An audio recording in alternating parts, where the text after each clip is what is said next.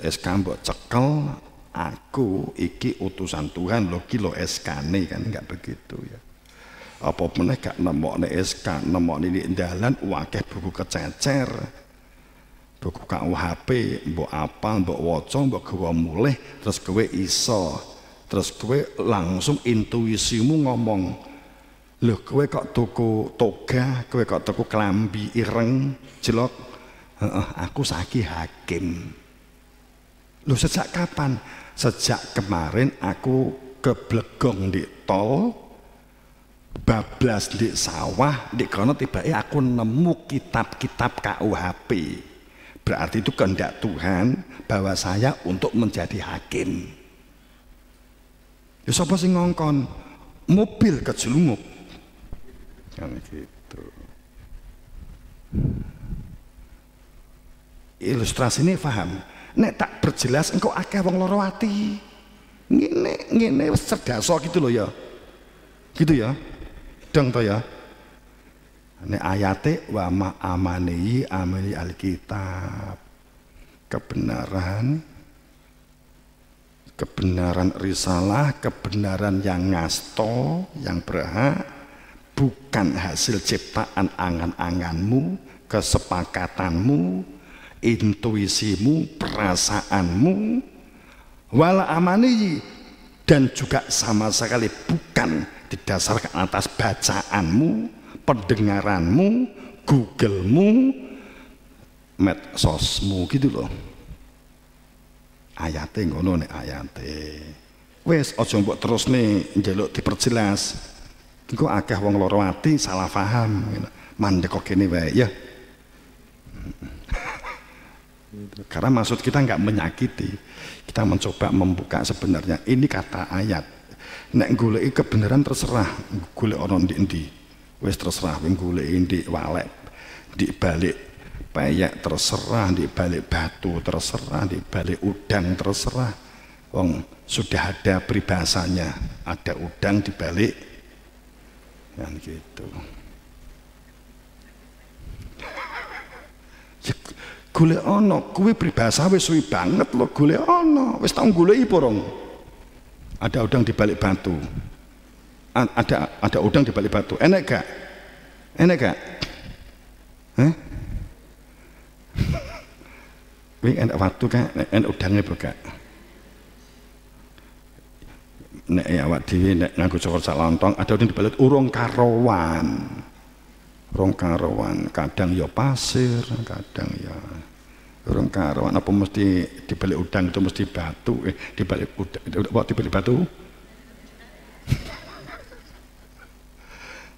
Ada udang di balik batu.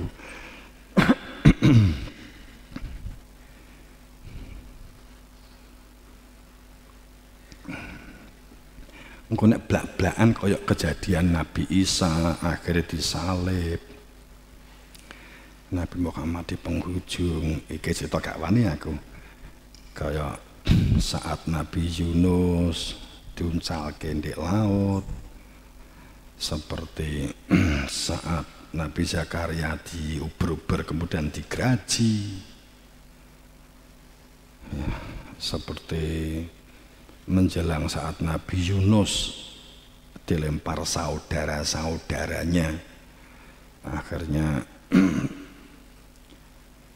beliau akhirnya di sebuah kerajaan diusir dari rumah, di depan orang tuanya muji-muji ikut mendukung apa yang disampaikan oleh gurunya yang ketepatan orang tua. Tapi kalau bapaknya enggak ada, dibully, dibuang, dibunuh, dilempar ke sumur, akhirnya kan kemudian saat terus terang seperti Nabi Isa kemudian dikejar Fir'aun, Nabi Ibrahim dikejar Namrud. Saat mulai terus terang Nabi Isa yang termasuk yang luar biasa, saat terus terang bahwa Nabi Isa itu kan belak-belakan. Kamu gak akan sampai ke Tuhan Bapa, gak akan sampai kepada Tuhan Allah Jika kamu tidak melalui aku, hanya karena ada aku, maka kamu dapat kepada Tuhan. Jika tidak, kamu menjadi manusia-manusia yang kafir. Nabi Isa blak-blakan. Gendeng Nabi Isa itu.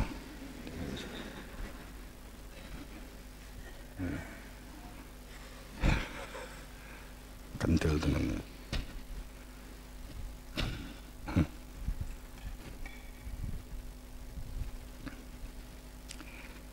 Kowe duduk diarani menungso nek urung dilahirke kepindho. Jika kamu lahir daging entukmu yo mung daging, mongko daging iki gampang dibakar. Ning nek kowe iki lahir secara ruh, entukmu kemuliaan kerajaan Tuhan. Nabi Isa, sapa sing ora lahir ruh, mongko ora beda kaya kewan. Ning lahir ruh mung iso lahir saka lesanku. Sapa sing ora dilahirke saka lesanku ora bakal entuk kemuliaan kerajaan Tuhan. Nek Nabi Isa blak-blakan ngono. Terus kemudian disalahfahami bla bla bla bla. Piye lho nek lahir kok cangkeme Nabi Isa iki lho piye lho utrim Isa iki piye kan akhir kan gitu. Sewangi nek wis gak seneng disaklekne gitu ya. Apa itu salah? Bener banget ya, memang begitu. Apa di Quran gak enek sambrek? Wa tapi sabila man anaba ilayya thumma ilayya marji'ukum. Sapa menungso ora duwe guru sing iso dieloni, yang tahu persis tentang akhirat, tentang Tuhan, yang tahu persis alamat pulang, maka gurunya adalah setan. Kal an'am, bahkan kan Quran juga begitu toh. Quran juga begitu. Itu mana uswatun hasanah tuh itu. Hasanah tuh itu sayang ya. Gitu ya. Uswatun hasanah. Inna arsalna bil haqqi nadhiran wa imin wa umatin ila akhirin. Dan setiap dari masing-masing, setiap dari umat pasti ada nadhiron.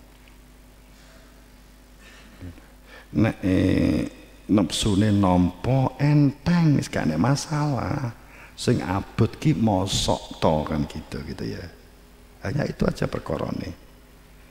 Apa sih angele nampa jane nek sing iso nampa mrene ngono. Nek sing gak iso, kowe kok iso nampa sih? Kan gitu. Kan gitu.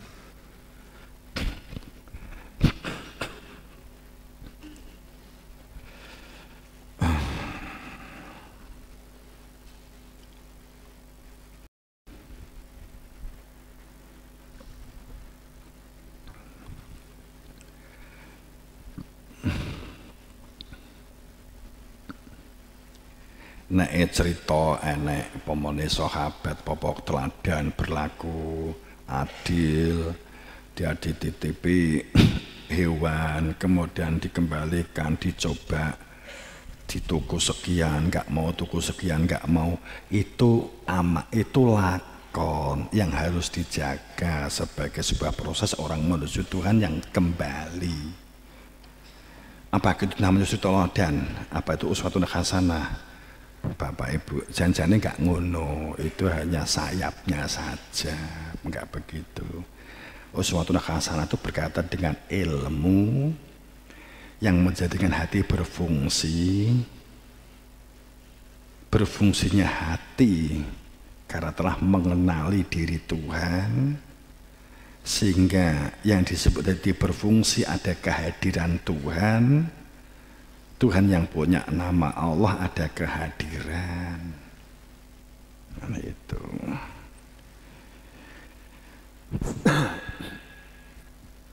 Dan ini yang dijadikan sebagai dasar pijakan aktivitas yang kita lakukan sehebat apapun Bapak Ibu.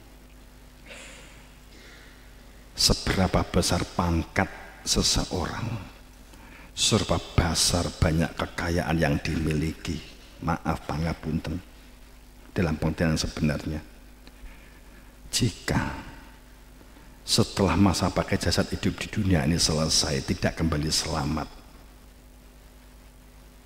apapun dan menjadi apapun, kekayaannya hebat kayak penjabatnya tinggi kayak apapun, nggak ada maknanya.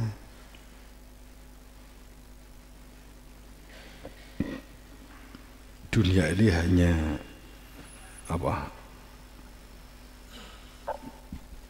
tempat persinggahan, mampir, ngombe. Dalam pengertian yang sebenarnya bukan sebagai sebuah ilustrasi puitis, karena hanya alat, hanya media untuk kendaraan kembali kepada Tuhan. Hidup yang sesungguhnya itu adalah keabadian setelah meninggal atau masa jasad selesai di dunia dipakai. Itu hidup yang sesungguhnya, demi Allah.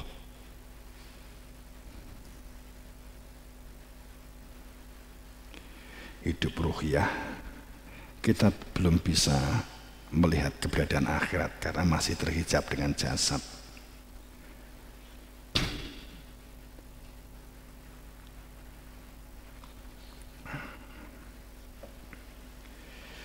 Oke, saya kira begitu. Jadi nar anar itu beda ya nggih. Jannah al jannah itu beda nggih, itu. Sehingga kita nggak jumbuh gitu loh, kita memahami sebuah kehidupan beragama itu supaya nggak terracun dengan agama, nggak keracunan agama gitu nggih. Ya normal, jalani hidup dengan sebaik-baiknya, berdunia dengan baik-baiknya, cari nafkah, rezeki. Itu adalah alat, tapi tidak dijadikan sebagai tujuan. Ku mantil kepada dunia, ku mantil kepada jabatan, ku mantil kepada anak, ku mantil kepada kekayaan. Enggak, itu hanya alat. Ikhtiar kita lakukan karena sadar sebagai hamba, sadar sebagai murid. Belajar sungguh-sungguh, sadar sebagai hamba, sadar sebagai murid. Uridu demi sebuah keselamatan dunia ini dilewati, kehidupan sekali lagi yang nyata, yang sungguh adalah setelah masa pakai jasad habis, itu abadi abadan. Kalau kembali ruhnya masuk, batinuhu fi rohmah, masuk ke dalam dada abadi abadan. Jika ruhnya keluar karena pintunya dadanya wis bosok, wis dalane wis rusak, maka logis gitu loh, nggak bisa pulang. Dalane mulih itu ya mengenal Tuhan. Maka kenapa sih al-awaludin, awal kehidupan itu mutlak ma'rifat, mengenali Tuhan dengan cara dilahirkan kembali.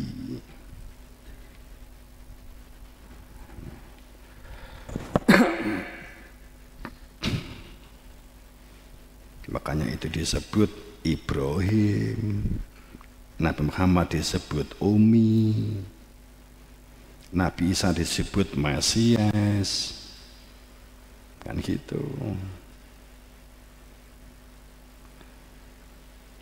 Al-Jilalu disebut Nuh,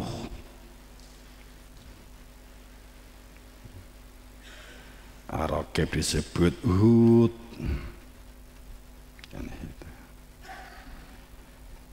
Jadi semua Nabi Rasul itu nama-nama pengganti kalimat Nur Muhammad. Hud cahaya, Nuh penginisiasi supaya di dalam terang,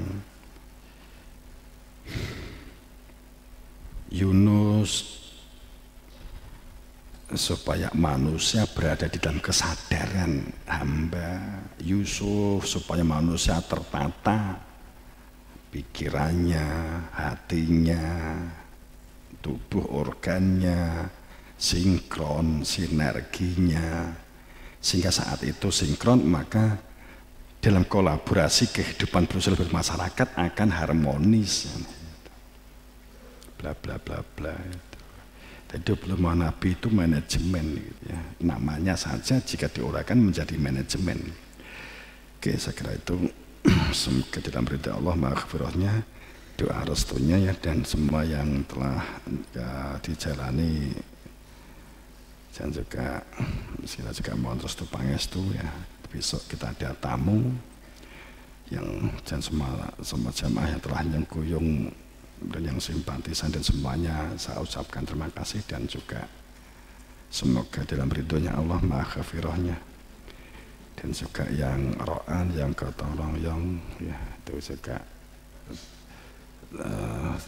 saya saksikan semua, ada yang lewat materi imateri, semoga dalam ridho Allah semuanya. Akhirnya ayo kita bangun selalu bebarengan dan kebersamaan, kita bangun nuansa kekeluargaan, kita membangun kehidupan yang selaras dan seimbang, dan tidak meninggalkan kader-kader yang lemah, kader-kader yang manja, kader-kader yang bingung, kader-kader yang kehilangan jati diri. Kita tidak meninggalkan kader-kader yang lemah seperti surat Nisa 103 ya. Jangan sampai meninggalkan kader-kader yang lemah. Semoga dalam ridha Allah, semoga dalam maghfirahnya, dalam ampunannya mendapatkan berberan berkah pangestu guru wasito. Ihdinas siratal mustaqim bil haq. Assalamualaikum warahmatullahi wabarakatuh.